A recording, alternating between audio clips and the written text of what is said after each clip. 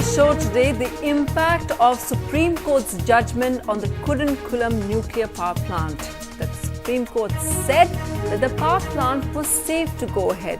It gave a list of 15 directives for the government to follow, but said that even though there are protests and there are minor inconveniences, but public good and the good of the entire public, of the larger public, must trump them all. Now, is that a fair verdict? We'll be speaking to the Minister in charge, V. Narayanasamy, on that in just a bit. We'll also have an entire panel of guests talking about the impact of this judgment. Is it just limited to that or others as well? The question we are asking, should the verdict rest all doubts over nuclear plant?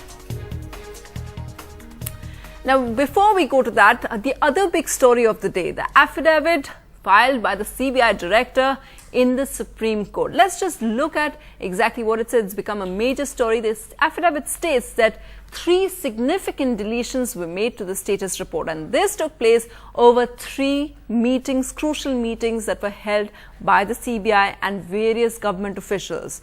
The Prime Minister's office and Coal Joint Secretaries, both of them, the affidavit confirms, removed a part of a paragraph on non-existence of specific weightage or points in system of allocation. That's one change that they made. They also say that the Law Minister deleted findings on non-preparation of broadsheets or charts by the screening committee. Remember, it's the screening committee which made those allocations. The CBI lists how the Law Minister deleted that observation in their status report. They also note the third change that was made by the Law Minister. The first one by the PMO and the Joint Secretary of Coal Ministry. This is the third change that the Law Minister made. They say that the Law Minister deleted a sentence on finding on scope of inquiry on legality of allegation. Now, remember, CBI says in its affidavit that these are just changes that were made, but it didn't affect the stream of their investigation, that their entire investigation otherwise remained the same. Also, the CBI asserts that no names were deleted. But will the Supreme Court buy that? CBI also says difficult at this stage to say who made what changes, that they can't remember, that they are going by the fact that apart from these 3 changes, there were other changes also made. And they say that the central theme of the status report has not changed. It also then goes on to talk about the role of the law officers, that the Attorney General and the Law Minister, Prime Minister officials saw the probe report. Now, earlier in the day, I spoke with the Minister in charge of the Prime Minister's office and CBI, V. Narayanasamy, and I also asked him about the government's reaction to the Kudankulam verdict. But first, let's see what he said about the entire CBI and Law Ministry issue. I spoke with him earlier.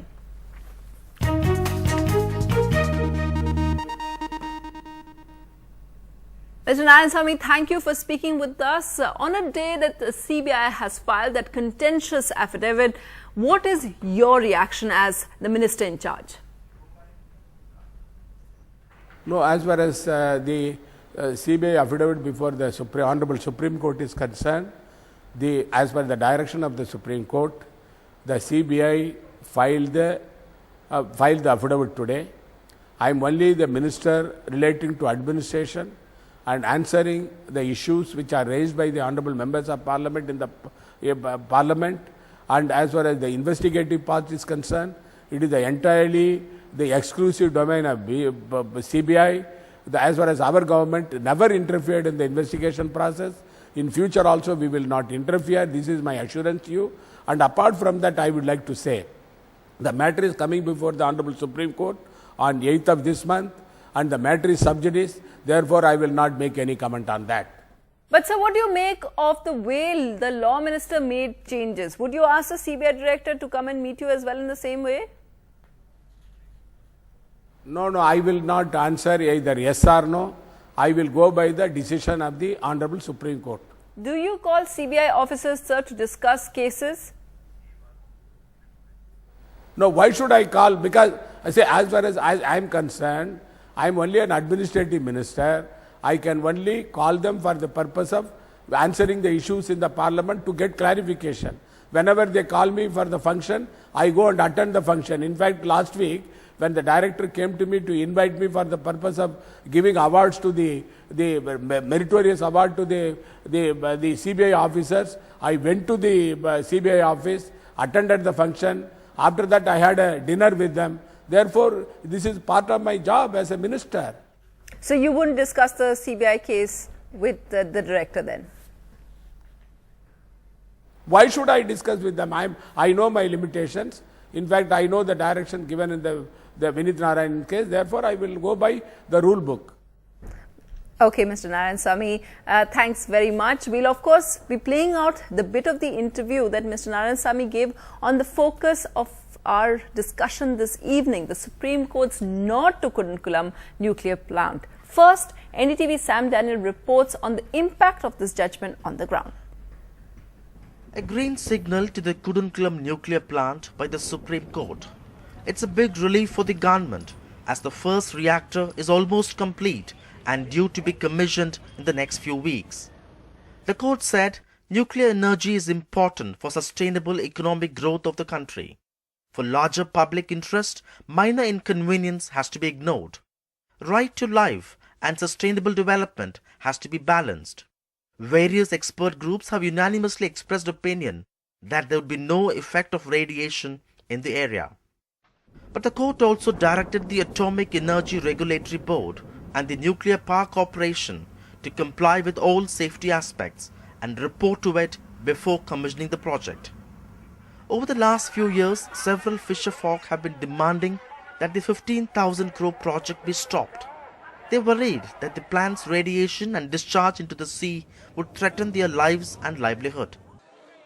The Supreme Court's verdict has brought out mixed reactions amongst the villagers just half an hour away from this Kudankulam nuclear power plant.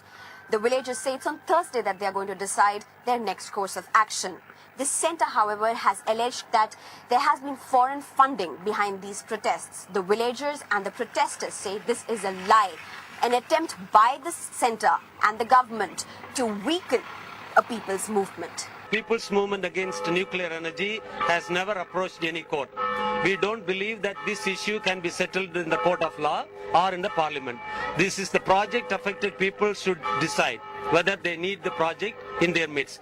But the Atomic Energy Commission is a relieved lot. Its chairman told NDTV the judgment should lay to rest all doubts about the Kudankulam reactor. The Supreme Court judgment reinforces the fact that safety first and power later. Now, people in the southern states, including Tamil Nadu, can get relief from long power cuts as the plant is likely to become operational in few weeks. With Pallav Bagla, Sam Daniel and Sneha, this is Arunachalam Vaidyanathan for NDTV. So what's the impact of that? Supreme Court of India giving a green signal to nuclear reactors at Kudankulam also gave a cautious but all-round thumbs up to India's nuclear energy program through its comprehensive 247-page judgment. This will have ramifications on other upcoming nuclear projects and may even cool down tempers at Jetapur, where an ongoing agitation has delayed work. Let's just play out that bit of the interview now, which I did with V. Narayanasamy on the entire verdict in Supreme Court. Do you stand vindicated now, sir?